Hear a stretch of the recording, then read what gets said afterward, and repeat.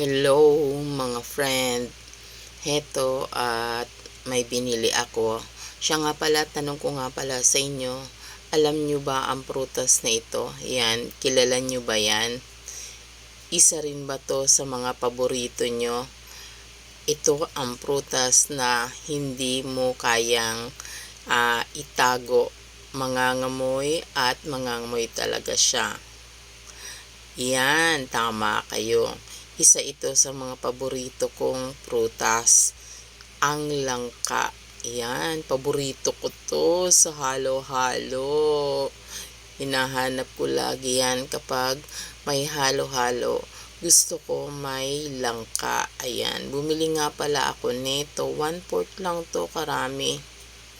Medyo mahal nga lang ang kilo nito at heto, hugasan nga pala natin, syempre galing palengke. Ayan, para naman matanggal kung ano yung nandyan na dumi.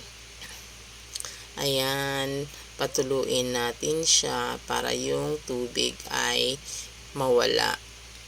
Ayan, at heto ay himayin natin. Ayan, sa maliliit na bahagi. Ayan, para naman medyo dumami siya. At saka diba pagka talaga maliliit lang naman na portion ang nito pag ilalagay natin sa mga pagkain.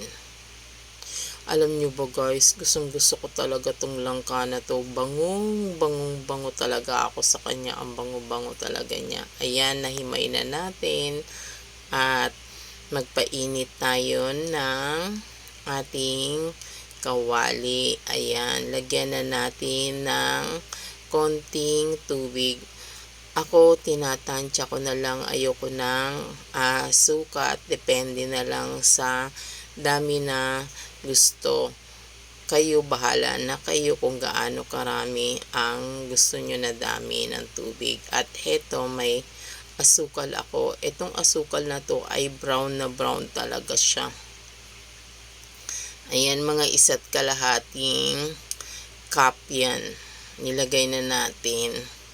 At syempre, ayan, haluin natin para matunaw ang ating asukal, yung brown na sugar. Brown na brown siya eh. Yan oh. Ang ganda ng kanyang kulay. Ayan. At kumukulo na ang ating asukal. Ayan. At ang gagawin natin ay medyo patunawin pa natin ang ating asukal. Ayan, masiguradong tunaw ang ating asukal. Ayan, kulong-kulo na siya at syempre, ilagay na natin ang ating langka or jackfruit. Ayan, i-mix-mix natin mga friend. Ayan, hayaan nating kumulo ang ating niluluto. Ayan, at haluin natin. Ayan, haluin natin ng dahan-dahan na hindi matapon. Ayan, kasi yung aking kawali ay may konting butas. Nawala na kasi yung kanyang hawakan. Tagal na kasi yung kawali ko na yan. At ayan, haluin pa natin. Talaga, ang bango-bango niya talaga, friend. Naku, napakabango talaga ng prutas na ito talaga. Yan, hanggang yung ating asukal ay medyo or ang ating arnibal. Arnibal na pala ang tawag sa kanya. Ayan, hayaan nating medyo lumapot pa at maluto ang ating langka. Yung magkulay, ano ba siya? Translucent. Ayan. Ayan, translucent na ang kulay ng ating langka or jackfruit. At medyo nagiging malapot na rin yung ating arnibal.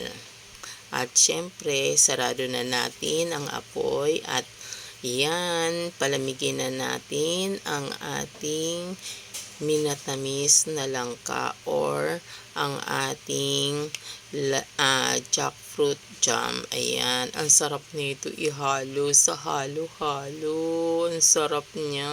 Minsan ang sarap nga nitong papakin. Ayan, malamig na siya mga friend. At eto, may container ako dito. Glass container. At ilagay natin dyan. Bali, i-store natin siya. Matagal naman to ang shelf life na ito. Inaabot ng almost 1 year. Pero tansya ko hindi to aabutin ng 1 year mga friend. Mauubos to ko agad dahil nga masarap ito ilagay sa ating halo-halo o kung ano pa mang mga pagkain. Ayan. Isalin na natin dahan-dahan at baka matapon. Yan, maingat lang po nating isalin ang ating jackfruit jam or minatamis na langka.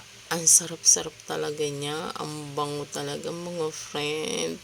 Nako. Paborito ko to Kayo ba? Paborito nyo rin ba itong langka? Ayan. Nailagay na natin lahat. Ayan. Okay na.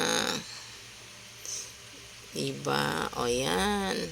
Almost ready na. Ayan. Pahira natin yung medyo natapon para hindi malagkit ang ating